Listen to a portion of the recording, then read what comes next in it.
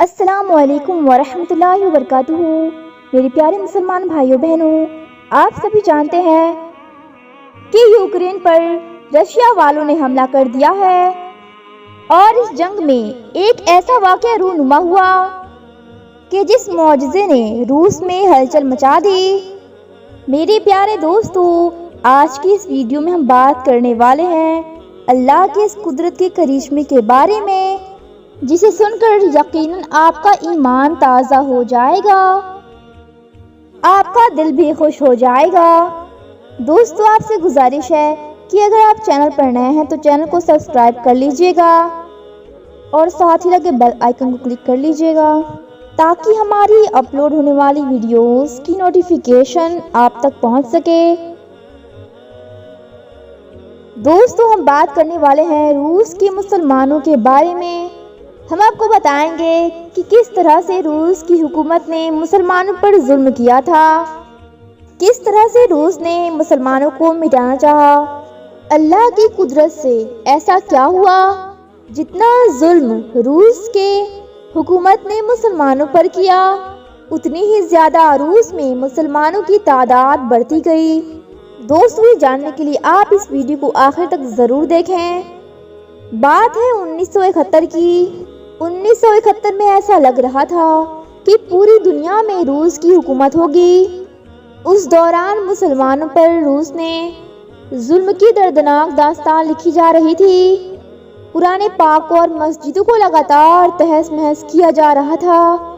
اللہ کا نام لینا بھی جرم ثابت کیا جا رہا تھا۔ مدرسے بند کر دیے گئے تھے۔ پہلے سے بنی ہوئی مسجدوں کو تباہ کر دیا گیا تھا۔ دوستو، سن 1970 کی عیسوی میں روس نے 1500 مسجدیں تھیں۔ اس دور میں حکومت اسلام یا اسلام کے ماننے والوں کو لگاتار ختم کرنے میں لگی ہوئی تھی۔ اس وجہ سے سوویت یونین کے دور میں 94 مسجدیں باقی رہ گئیں اور باقی کے مسجدوں کو شہید کیا گیا یا پھر مسجدوں پر تالے لگا دیے گئے۔ دوستو، اس وقت روس نے اذان دینا ایسا تھا کہ موت کو آواز دینا ہو۔ جس گھر میں قرآن پاک کا ایک بھی ٹکڑا مل جاتا تھا تو ان لوگوں کو قتل عام کیا جاتا تھا اور خاندان کے سبھی لوگوں کو پھانسی کی سزا دی جاتی تھی۔ دوستو، اسی ڈر کی وجہ سے مسلمان اپنے گھر میں قرآن شریف نہیں رکھا کرتے تھے، بلکہ قرآن کو حفظ کرنے اور چھپ چھپ کے قرآن سیکھنے کی کوشش کر رہے تھے۔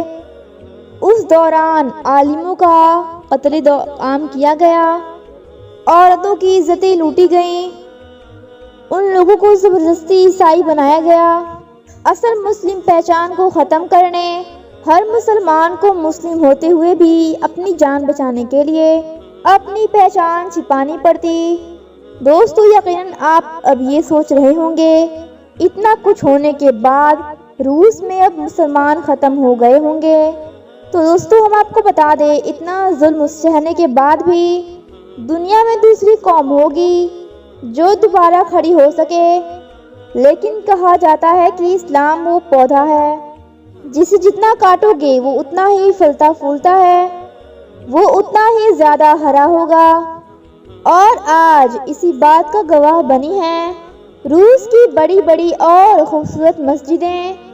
دوستو، آج روس میں مسجدوں کی بہتات ہے اور روس نے بھی آج مان لیا ہے اسلام کو ختم کر کے نہیں، اسلام کو گلے لگا کر ہی ترقی کو آگے رکھا جا سکتا ہے۔ دوستو، جو روس کبھی اسلام کو پوری طرح سے ختم کرنا چاہتا تھا، وہاں پر اللہ کی قدرت کے کرشمے کی وجہ سے روس کی سرزمین پر تقریباً 8000 مسجد آج موجود ہیں۔ دوستو، روس کی کیپٹل ماسکو میں 4 خوبصورت مسجدیں ہیں۔ عید کے موقع پر صرف ماسکو کے مسجدوں میں مسلمانوں کی تعداد 3 لاکھ سے زیادہ ہوتی ہے۔ روس کے مفتی یہ کہہ چکے ہیں کہ عید کی نماز میں شرکت کرنے والوں کی تعداد پہلے سالوں کے بارے دیکھا جائے تو اور آنے والے 15 سال بعد روس کی آبادی کا 30% حصہ مسلمانوں کا ہوگا۔ سبحان اللہ۔ دوستوں، موجودہ وقت میں روس میں مسلم آبادی 2,43,00,000 کے قریب پہنچ چکی ہے۔ دوستوں، اب بات کرتے ہیں اس معجزے کی جس کا آغاز میں ہم نے ذکر کیا، جس کو سننے کے بعد آپ یقیناً کامنٹ میں سبحان اللہ ضرور لکھیں گے۔ بے شک قرآن پاک اللہ تعالیٰ نے مسلمانوں کی ہدایت کے لیے بھیجا۔ یہ ہمارے لیے نایاب تحفہ ہے۔ اللہ پاک قرآن پاک میں فرماتا ہے، بے شک ہم نے قرآن پاک کو نازل کیا ہے، بے شک ہم خود اس کی حفاظت کرنے والے ہیں۔ اللہ نے اپنا یہ وعدہ روس میں سچ میں ثابت کر دیا۔ دوستو، رسیا میں کمیونزم کا راز تھا۔ اس نے گھروں میں قرآن پاک رکھنا پابندی کر دی تھی۔ وہ ایسا ماننے لگے تھے کہ کائنات کا کوئی بھی خدا نہیں ہے۔ دوستو، ان دنوں میں ایک مسلم آفیسر ماسکو کی ٹریننگ کے لیے چلا گیا۔ اس نے وہاں پر جا کر جو کچھ بھی دیکھا ہم اسی کی زبانی آپ کو بتاتے ہیں۔ آفیسر کہتا ہے کہ جمعے کا دن تھا، ہم ماسکو شہر میں تھے۔ میں نے اپنے دوستوں سے کہا چلو جمعے کی نماز ادا کرنے چلتے ہیں۔ تو دوستوں نے کہا یہاں کی حکومت نے ساری مسجدوں کو گودام بنا دیا ہے۔ شہر میں صرف 2 ہی ایسی مسجدیں ہیں جو کبھی کبھار ہی کھلتی ہیں۔ میں نے جب ان سے یہ سنا تو بہت حیران ہو گیا۔ ان سے وہ دونوں مسجدوں کا پتہ بتانے کے لیے کہا۔ جب میرے دوستوں نے مجھے مسجد کا پتہ بتا دیا تو میں نے انہیں ڈھونڈنا شروع کر دیا۔ بڑی مشکل سے میں دونوں مسجدوں میں سے ایک مسجد میں پہنچ پایا اور میں نے اس مسجد کے پاس جا کر دیکھا۔ مسجد بند تھی اور اس میں تالا لگا ہوا تھا، اور وہاں کے موجود لوگوں سے جب میں نے پوچھا تو معلوم ہوا کہ مسجد کے برابر میں شخص کے رہنے کے پاس اس مسجد کی چابیاں ہیں۔ تو میں اس شخص کے پاس گیا اور اس سے بولا بھائی مسجد کا دروازہ کھولیے، نماز ادا کرنی ہے۔ اس نے کہا میں مسجد کا دروازہ کھول دوں گا، لیکن اگر آپ کو کوئی نقصان پہنچا تو اس کے ذمہ دار آپ خود ہوں گے۔ تو میں نے جواب میں اس سے کہا دیکھیے جناب، میں اپنے دیش میں بھی مسلمان تھا اور یہاں بھی مسلمان ہوں۔ میں وہاں پر بھی نماز پڑھتا تھا اور یہاں بھی پڑھوں گا، چاہے کچھ بھی ہو جائے۔ تو شخص نے میرے کہنے پر مسجد کا دروازہ کھول دیا۔ پھر میں مسجد کے اندر گیا تو مسجد کا حال بہت ہی خراب تھا، اور جلدی جلدی مسجد کی صفائی شروع کی اور بلند آواز میں اذان دیا۔ وہ آفیسر کہتا ہے کہ میری آواز سن کر، میری اذان سن کر وہاں آس پاس کے لوگ اکٹھا ہو گئے اور وہ یہ سوچنے لگے کہ یہ کون شخص ہے جو اپنی موت کو پکار رہا ہے، مگر ڈر کے مارے کوئی بھی مسجد میں داخل نہ ہوا اور میں اکیلا تھا۔ تو نماز جمعے کے بجائے صرف ظہر کی نماز ادا کی اور پھر مسجد سے باہر آ گیا۔ اس کے بعد جب میں وہاں سے رخصت ہونے لگا تو لوگ مجھے ایسے دیکھ رہے تھے جیسے میں نے نماز ادا نہ کی ہے، بلکہ میں نے بہت بڑا جرم کر دیا ہے۔ خیر، پھر میں نے اس شخص کو جا کر وہ مسجد کی چابیاں دے دیں اور واپسی کی راہ لی۔ اس کے بعد جب میں واپس چلنے لگا تو راستے میں مجھے ایک بچہ میرے قریب آیا اور میرے گھر چلنے کی ضد کرنے لگا۔ اس بچے کی زبان میں محبت دیکھ کر میں نہ بول سکا اور اس کے ساتھ اس کے گھر چلا گیا، اور اس بچے کے والدین نے میرا استقبال کیا اور کھانا وغیرہ بھی کھلایا۔ اس کے بعد میں نے اس بچے سے پوچھا کیا آپ کو قرآن پاک پڑھنا آتا ہے؟ اس نے کہا جی مجھے قرآن پاک پڑھنا آتا ہے۔ میں نے قرآن پاک کو اس کے سامنے کیا اور بولا اسے پڑھ کر سناؤ۔ بچے نے دیکھا مگر کچھ نہ بولا۔ پھر اس نے میری طرف دیکھ کر پھر قرآن کو دیکھا۔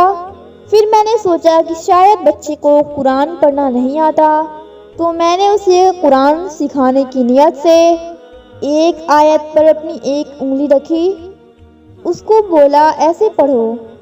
میں نے شروع ہی کیا تھا اور وہ بچہ فر سے قرآن پاک پڑھنے لگا، اور وہ بھی بغیر قرآن پاک کو دیکھے۔ یہ منظر دیکھ کر میں حیران ہو گیا۔ اس کے بعد اس بچے کے والد سے یہ معاملہ پوچھا، حضرت یہ کیا معاملہ ہے؟ تو انہوں نے بتایا کہ دراصل یہاں قرآن پاک کو گھر میں رکھنا پابندی ہے۔ اگر کسی کے گھر قرآن پاک کا ایک ٹکڑا بھی مل جائے تو اس کے تمام خاندان کو سخت سے سخت سزا دی جاتی ہے۔ اسی وجہ سے قرآن کو ہم اپنے گھر میں نہیں رکھ سکتے۔ تو پھر میں نے پوچھا، آپ کے بچے نے قرآن پڑھنا کیسے سیکھا؟ تو میری اس حیرت پر انہوں نے یہ جواب دیا، یہاں ہمارے آس پاس بہت سے حافظ قرآن ہیں، تو ہم اپنے بچوں کو ان کے پاس بھیج دیتے ہیں اور وہ ان کو قرآن زبانی سکھاتے ہیں، اور پھر ایک وقت ایسا آتا ہے کہ ہمارے بچے بھی حافظ قرآن بن جاتے ہیں۔ اور انہوں نے کہا، جناب ہمارے یہاں کسی کے پاس قرآن نہیں ہے، ہمارے بچے قرآن کو دیکھ کر نہیں پڑھ سکتے، اور یہاں جو موجود بچے دکھ رہے ہیں وہ بھی قرآن کے حافظ ملیں گے۔